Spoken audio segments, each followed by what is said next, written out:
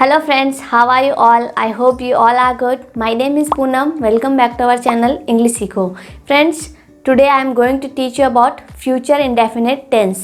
इससे पहले हमने प्रेजेंट टेंस और पास्ट टेंस कंप्लीट कर लिया है. अगर आपने अभी तक वो वीडियो नहीं देखा है तो पहले आप प्रेजेंट टेंस और पास्ट टेंस का वीडियो ज़रूर देखना. उसके बाद आप फ्यूचर टेंस देखेंगे तो आपको बहुत ज़्यादा ईजी समझने में लगेगा फ्यूचर इंडेफिनिट टेंस. तो फ्रेंड्स, इससे पहले मैं वीडियो शुरू करूं, आपसे एक छोटी सी रिक्वेस्ट है कि अगर आपने अभी तक हमारे चैनल को सब्सक्राइब नहीं किया है तो प्लीज़ हमारे चैनल को सब्सक्राइब कीजिएगा और बेल आइकन प्रेस कीजिएगा ताकि हमारी जो आने वाली वीडियोज़ हैं उनकी सारी नोटिफिकेशन आपको टाइम पर मिले. तो हम शुरू करते हैं फ्यूचर इंडेफिनिट टेंस. सबसे पहले हम फ्यूचर के बारे में जानते हैं कि फ्यूचर होता क्या है. ठीक है, फ्यूचर को हम हिंदी में बोलते हैं भविष्यकाल. यानी कि जब हम अपने फ्यूचर की बात करते हैं वहाँ पर हम फ्यूचर इंडेफिनिट टेंस यूज़ करते हैं. जैसे मैं एक छोटा सा एग्जांपल ले लेती हूँ कि मैं कल गाना गाऊंगी. ठीक है, तो ये क्या है, मैं आगे की बात कर रही हूँ. यानी कि आज अगर मैं बात करती हूँ ये तो मेरा प्रेजेंट है कि मैं आज गाना गा रही हूँ, तो ये तो प्रेजेंट है. लेकिन अगर मैं कल की या आगे आने वाले टाइम की बात करती हूँ तो ये क्या है, हमारा फ्यूचर टेंस है. ठीक है, तो फ्रेंड्स इस वीडियो को आप एंड तक ज़रूर देखना और बिल्कुल भी स्किप मत करना, क्योंकि अगर आपने स्किप किया तो हो सकता है कि कोई पॉइंट रह जाए और आपको वहाँ पर स्किप हो जाए. यानी कि वहाँ पर अगर आपने कोई पॉइंट छोड़ दिया तो हो सकता है आपको समझने में कहीं पर दिक्कत आ जाए. ठीक है, तो इसलिए अच्छे से इसको समझने की कोशिश करना. तो मैं शुरू करती हूँ इसकी पहचान. सबसे पहले हम इसकी पहचान देखते हैं. इसकी पहचान है कि इसके जो सेंटेंसेस होते हैं गा गे गी से एंड होते हैं.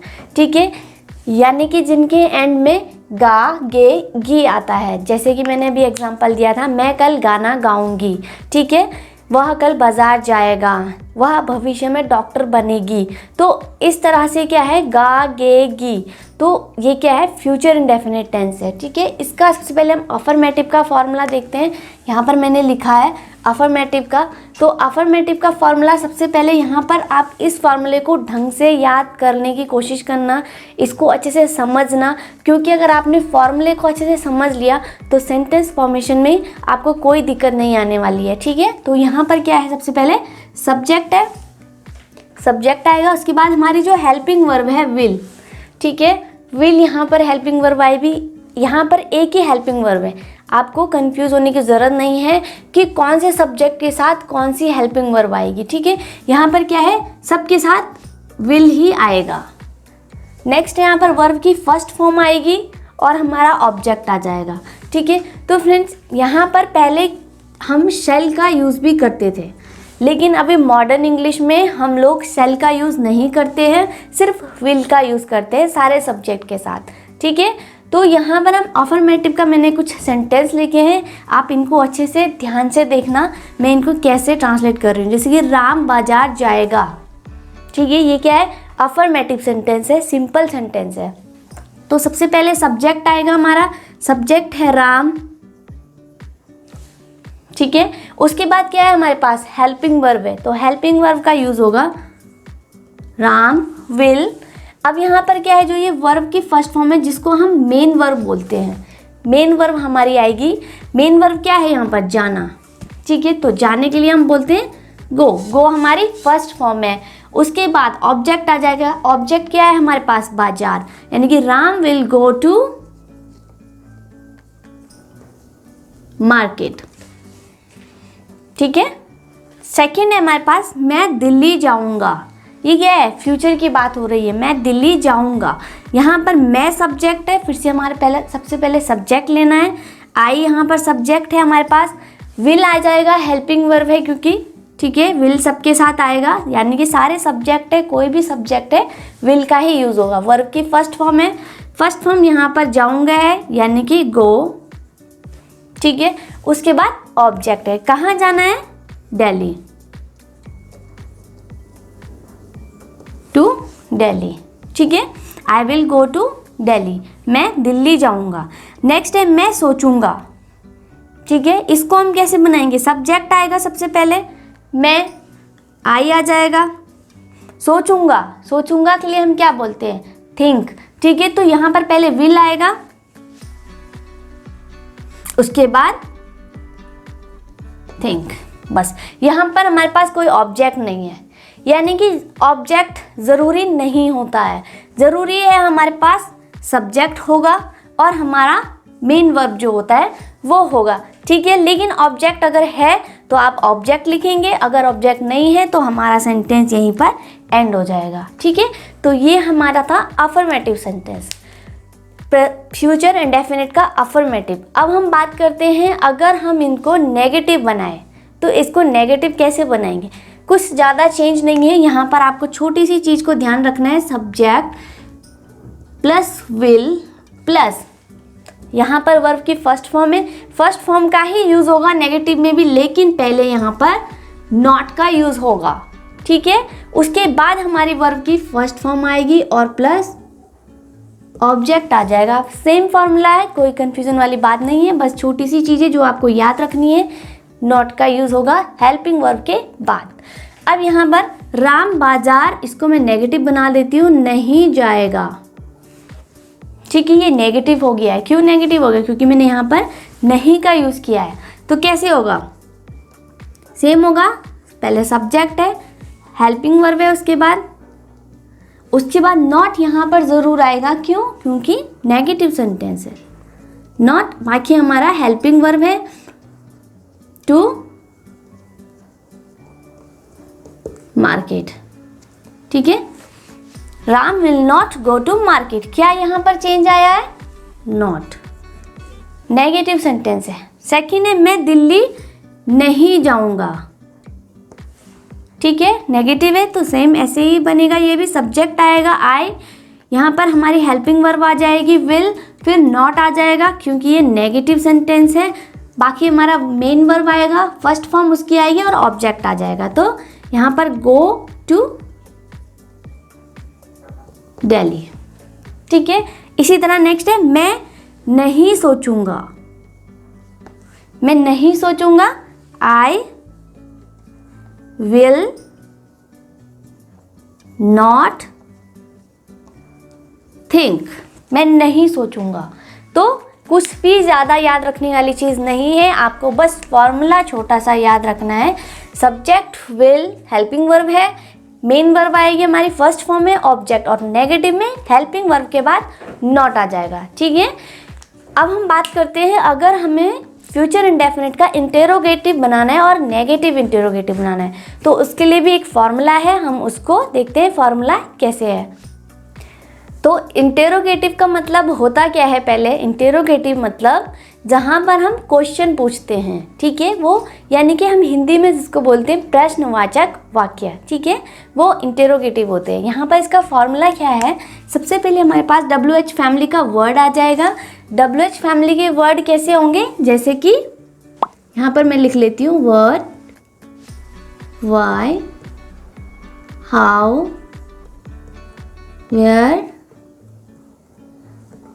हाउ मैनी, ठीक है, इस टाइप से जिनसे हम क्वेश्चन पूछते हैं, ये क्या है हमारे WH फैमिली के वर्ड है। ऐसे ही बहुत सारे WH फैमिली के वर्ड होते हैं, लेकिन यहाँ पर मैंने कुछ एग्जाम्पल के तौर पे आपको समझाने के लिए लिखे हैं। उसके बाद हमारी हेल्पिंग वर्ब आ जाएगी जो कि क्या है, विल, ठीक है।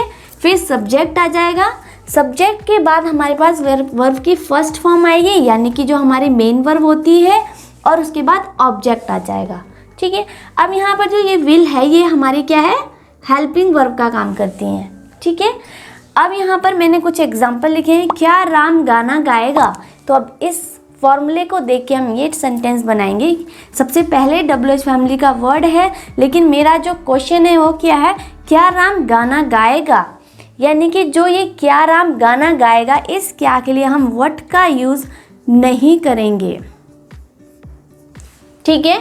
क्यों, क्योंकि जो ये क्वेश्चन है इसका आंसर हम यस या फिर नो में दे रहे हैं कि गाना गाएगा, ठीक है। अगर हमें इसको एक्सप्लेन करना पड़ता कि राम गाना कब गाएगा, अगर इस टाइप से होता तो हमें एक्सप्लेन करना पड़ता है, लेकिन यहाँ पर एक्सप्लेन नहीं करना पड़ेगा, ठीक है। तो यहाँ पर हम हेल्पिंग वर्ब से शुरू करेंगे।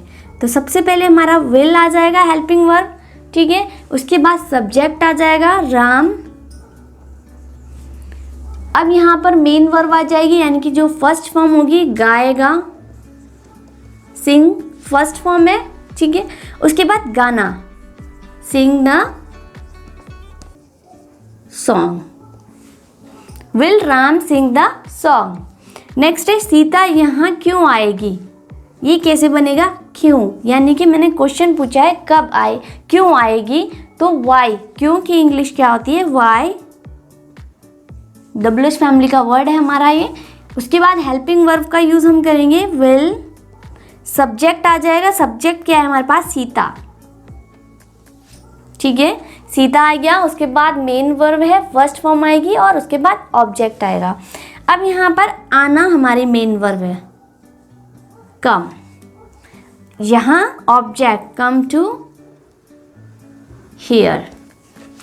ओके, नेक्स्ट है हम क्रिकेट कब खेलेंगे?